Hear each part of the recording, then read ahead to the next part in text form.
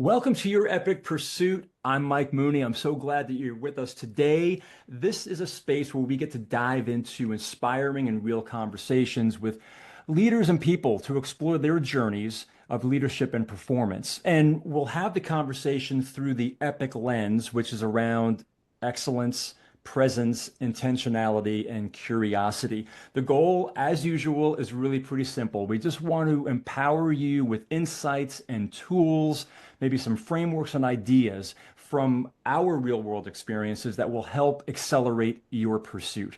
And joining us today, I'm so excited. We've got Evan Carroll, who, by the way, in full transparency, a very dear friend, an old friend of mine. But Evan is the president and CEO of Attended Events, which is a Raleigh-based events firm specializing in event management and production. So, Evan, great to have you with us, my friend. How are you today? Mike, so happy to be here doing excellent today in sunny Raleigh.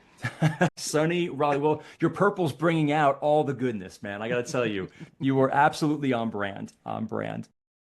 Well, happy to be on brand all the time. Yeah, absolutely, buddy. This is great. So tell me, in your world, obviously a lot of things going on right now within industries in general. I'm curious what you're seeing in the event space these days, whether it's with associations or corporate. Anything that you're trying to manage and mitigate? Is it changing the way that you're, engaging, operating, going to market? All the above. I'm super curious. Absolutely, Mike. And it's no surprise that events cost a ton of money to Yeah. put on. Yeah. And so even a mediocre CFO starts asking, is there a way to optimize this spend when we find ourselves in unshaky economic waters like we are today? Yeah. And so one of the things that we're looking at is, okay, how can we derive value for our clients? Help them negotiate their contracts better, get better concessions from the hotels, use that economic environment to our advantage to lower those costs. Because in events, lower the cost or cancel. Those are usually your two big options. Are those are the goalposts pretty much? It's either Exactly. reduce or oh, wow. Yeah. And so, and everyone wants to do something for less. And so the thing that we're navigating is how do we maintain the level of experience, Right. maintain the quality of the event, while also cutting the right corners so that it doesn't look like we're cutting corners. I think of it like when you go to the Greek restaurant and you have the guy with the large piece of meat and the knife. We're just going to shave a little here to make sure that we're not really affecting the overall experience too much. We're still delivering a great product. Yeah, no, that makes total sense because you're right. I mean, these days, you're hearing, well, we got to cancel the event, or we'll do something. We just got to keep the money and put it in the war chest for right now. Yet the reality is, there's still a need to be connecting with customers, key stakeholders, creating experiences for your organizational leaders, the ones who are being trained up, the company, the frontline folks to come in and feel like they're part of the organization. The live events really, I mean, there's no way to replace that. I think we found that coming through COVID, which as I think about it, am I off on my timeline that didn't you start attended around that time? Great question, Mike. All right. I was just thinking of that, man, of Yeah. COVID and events and timing.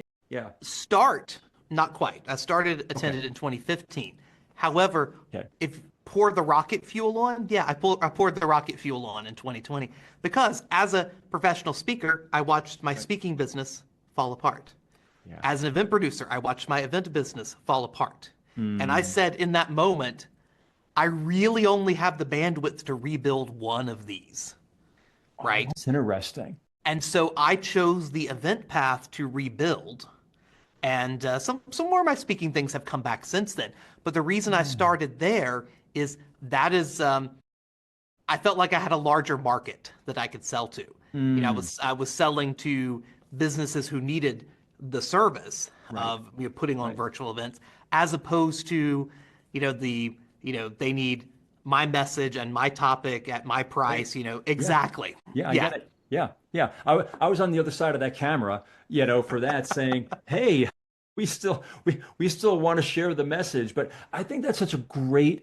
If we could stay on that just for a moment, because I really think that there's great points in there, Evan, because not only as an entrepreneur, like you had picked, and there's so many people out there who happen to pick 2019 going to 2020 as that year where we're just going to again put like rocket fuel in this thing. Hmm.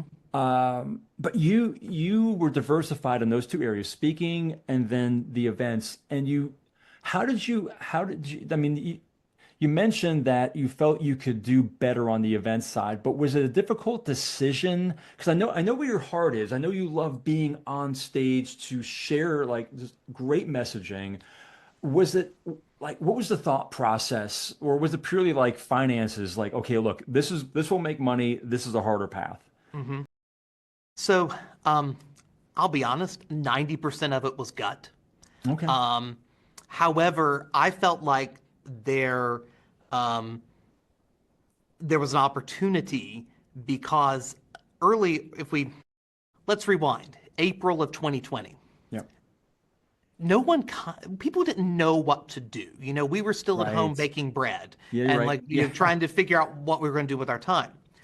Something that I had done March 19th of 2020, Hmm. hosted its first virtual event. We called it a virtual event about virtual events. Um, and we did that Nice. as kind of an immediate response. We're going to just figure things out, plan the whole thing in a week, put together a makeshift studio. Because Yeah. what I saw coming was that I felt like the very first round of virtual events were going to be terrible. Well, Everyone was sure. going to sit at home on Zoom. We were going to do that for a month, and then somebody would say, "This is terrible television." Hmm. Hmm. And that's exactly what happened. So I spent those early months. I remember as we were going into May, I Yeah. looked to my wife, you know, very small amount of money in the bank, very few prospects of more coming in. And I Hmm. said, I'm going to go spend 5 grand on a video camera. And to her credit, she Yeah. said, if you think that's what you need to do, that's what you need to do. Wow. No pushback, and Wow. we leaned into building a studio for Hmm. the purposes of serving our corporate clients. Now, a lot of production companies have since shut down their studios. We Right. doubled down on it, and I'm sitting in our studio today, Yep. and there's only a handful of us still operating studios in Raleigh. And in fact, one studio that did all the broadcast work from Raleigh for Yeah. years and years and years, Yeah. all of that is now coming from our studio. They've co-located their operation here.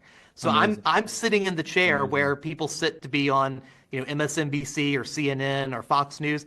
They sit in this chair. So it's kind Literally. of a Literally. literally in this chair. Yeah. Governors and senators and all those folks, and me because I pay the lease.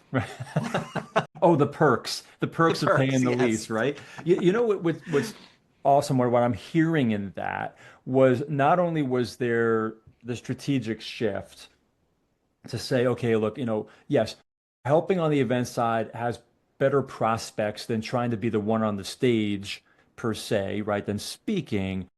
Yet you also did a shift within the shift, which was not only are we going to help to like produce the virtual events, we're going to take a leadership role here to help train, to help show people what's coming down the line. And that is, to me, as a leader, looking at business like that, that's transformational because you're going Hmm. from where some people would say would just be the transaction of just putting on the event to something that's larger than you, that's educating and it's creating gravity, right? I mean, did you see business? Do you still have partnerships and relationships from that time of those people that you were training and working with? Yeah, absolutely. Yeah. Some of the folks who were, not very familiar with us Hmm. turned into clients who worked with us in virtual events, turned Yeah. into clients who work with us with their in-person events now, and they're Right. some of our best clients. So Yeah. that growth happened, Yeah. but something interesting was going on. You asked me about what I saw going on in the market today. Hmm. Again, I mentioned the mediocre CFO. They remember that, hey, those virtual events, they were a little more cost effective for us.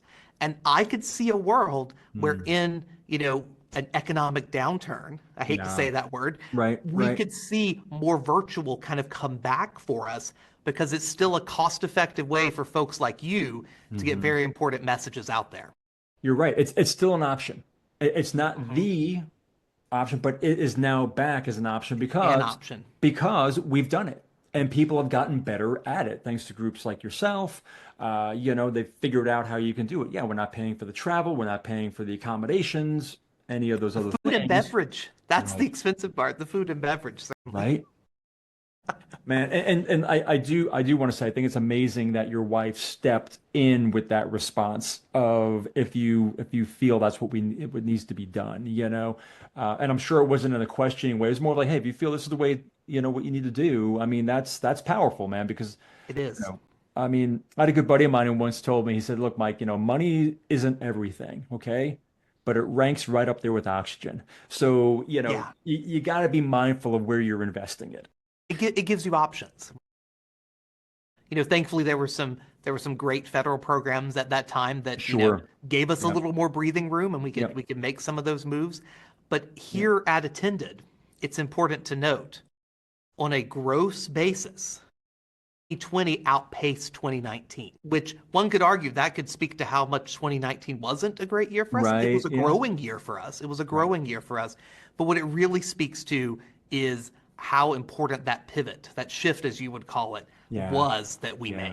Yeah. No, I think that's fascinating. And the fact too, again, you've got data points, right? As leaders, we got to be mindful of our data points to Mhm. see, where was that moment? What kind of progress have we made along the way? Whether it's in your revenue, whether it's in the clients you've retained, business that you've built, retention, loyalty of your employees. That's phenomenal. That is phenomenal. I love it. So along that journey, Evan, if you think about your leadership journey, not just with Attended, but leading up to even to today, I'm interested to know, like, was there a decision that you made at some point that, you know, maybe people questioned, maybe you even questioned yourself, right? Is this the right path to go down?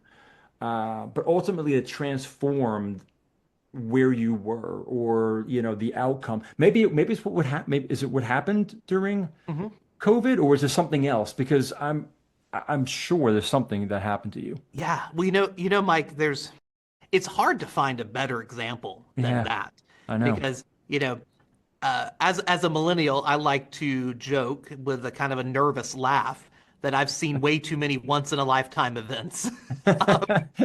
Right. But um, but in all seriousness, once we started doing that type of work, saying, okay, we have to get good at video, we have to do Yeah. virtual events, Yeah. I said, I'm going to build a studio. And there are people who thought I was off my rocker. In Uh-huh. fact, Yeah. I didn't really know that much about what it took to have a good video product, right? Hmm. Mike, there are 8 lights on me right now.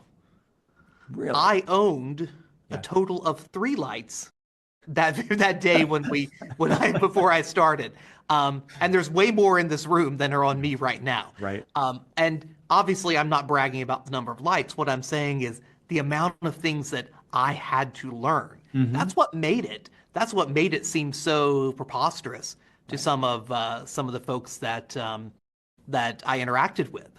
But ultimately, Yeah. as I said, we engaged new clients that then Hmm. became long-term clients for us. Yeah. My goal was never to do that. I have to be clear. My goal was to hold on to the clients we had Yeah. and to weather the storm. Hmm. And more happened as a result of that, things I couldn't have even imagined. Right.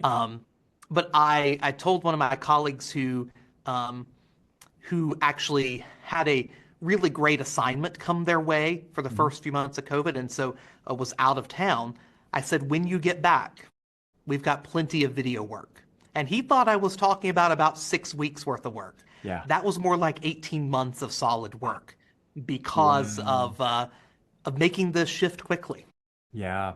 Oh, that's another good point. You didn't wait, right? Oftentimes people analysis paralysis. You sit there and you say, "Oh, well, I got to wait for this to happen. When this happens, I'll do that. When this situation, I mean, you were in a situation, I think we all were, where it was like, there's no playbook here.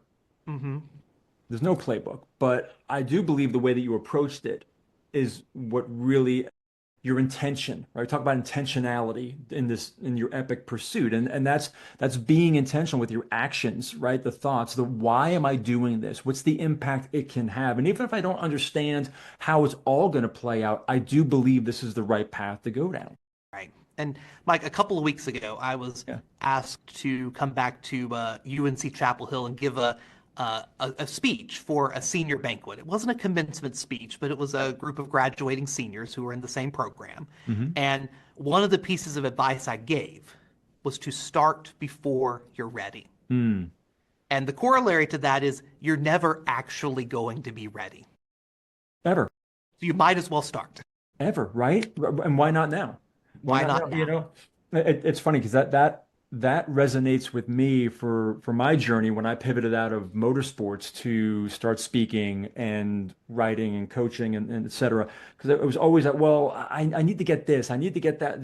There's no right time. It's just you need to act, right? Mhm. And it reminds me of the story I had read several years ago in Popular Mechanics of all magazines. Not that I make it sound like it's a bad one. No, it's a great magazine. It's a hallmark.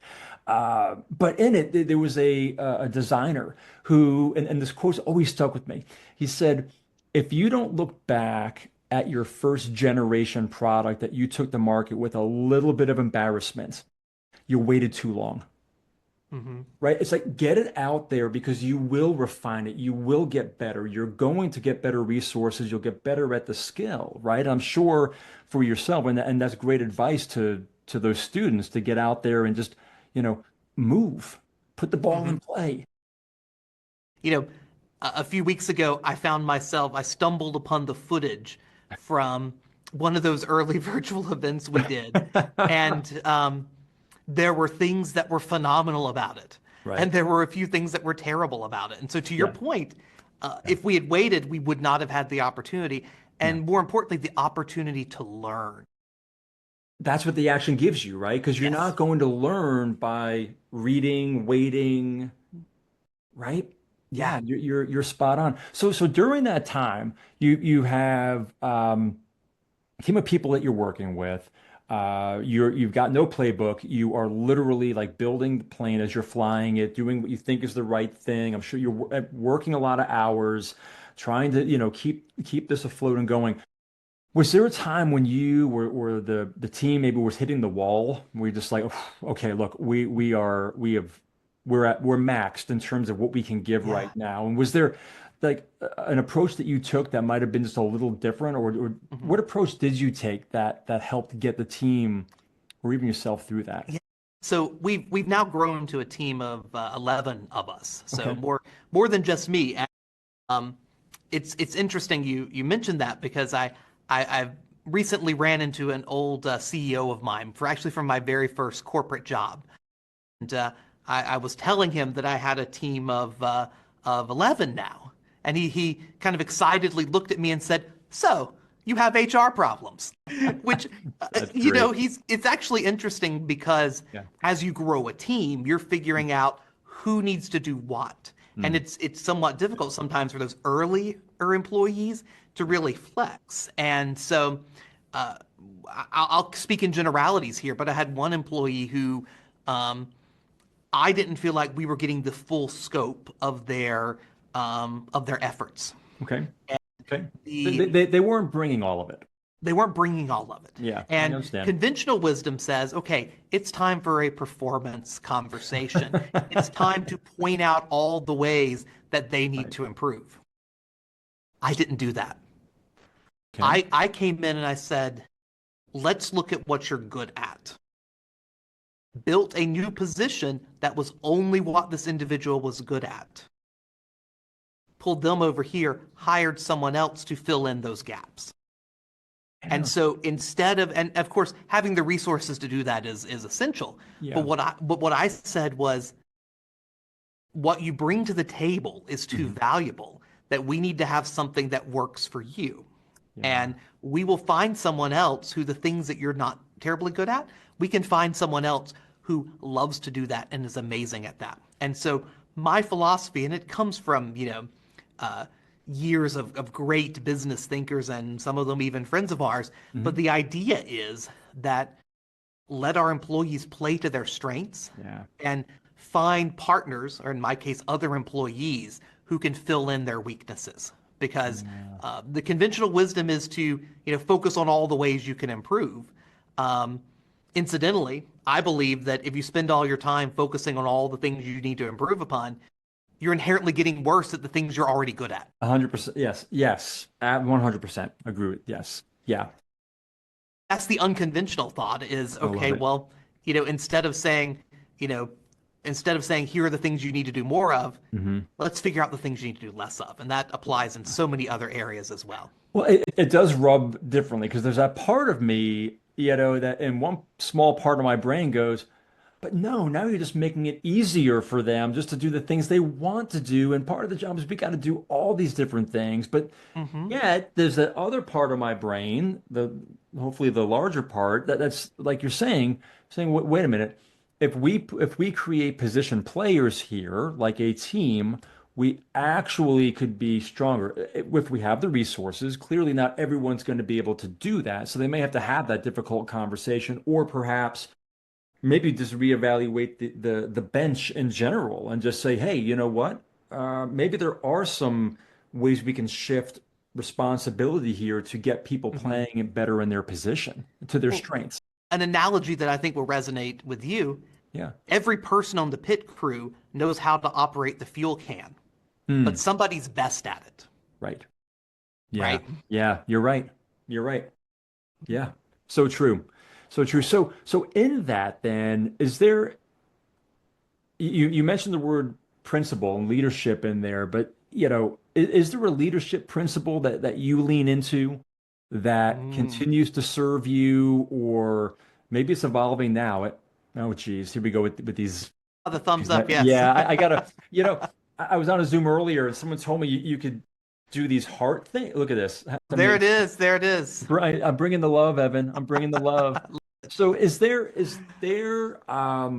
a principle that you lean into? We're talking about in a way like things that contradict where people Hmm. would think we would go as leaders. That's been the theme of this conversation, anyhow, with your business and your leadership. But is there a principle that you lean into that maybe is a little unconventional but serves you? Yeah, I don't know if I would call this unconventional, but Okay. I think it serves me well. And that is the idea of attacking the problem Hmm. and caring for the person. And what I mean by Say, that say is, that say that yes, again, because that is worth repeating. I love that.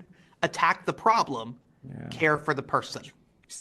Yep. And so what it does is from a guiding principle standpoint, as a leader, you are looking to, let's say you have a personnel issue, or you have a performance issue, or something went wrong, because in events something always goes wrong. Yeah. Right. It's Right. how we respond to it, but something will always go wrong.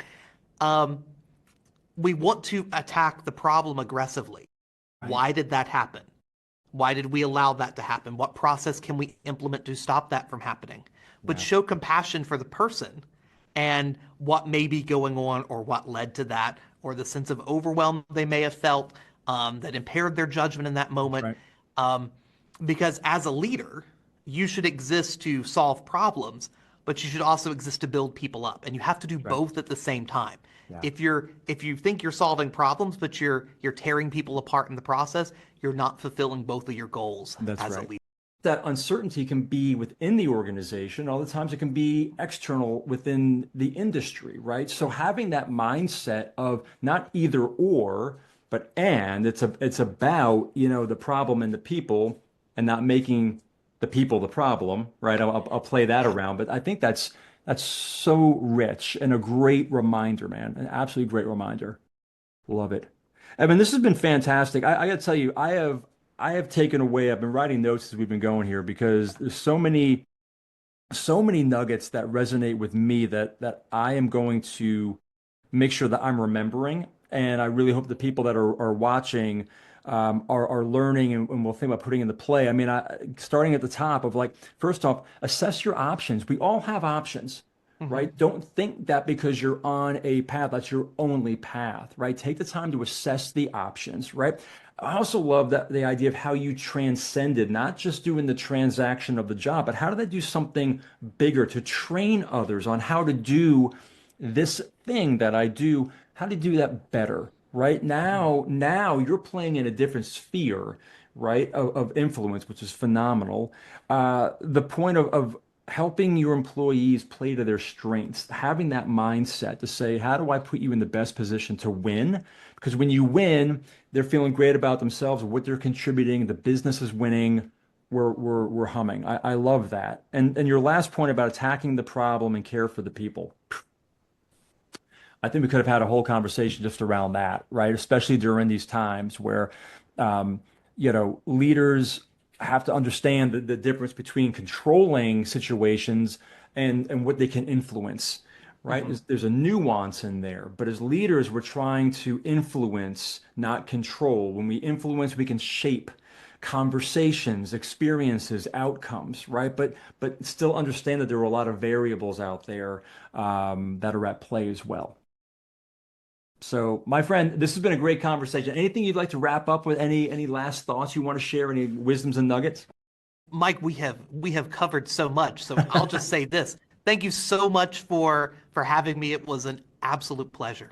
Yeah. Well, thank you, Evan. This was great. For those of you watching along and then listening, do me a favor, write your thoughts and comments down below if you would. Would love to hear your takeaways and what resonated with you. And until our next episode, thank you so much. Cheers. And remember, your best is yet to come. Thanks, everyone.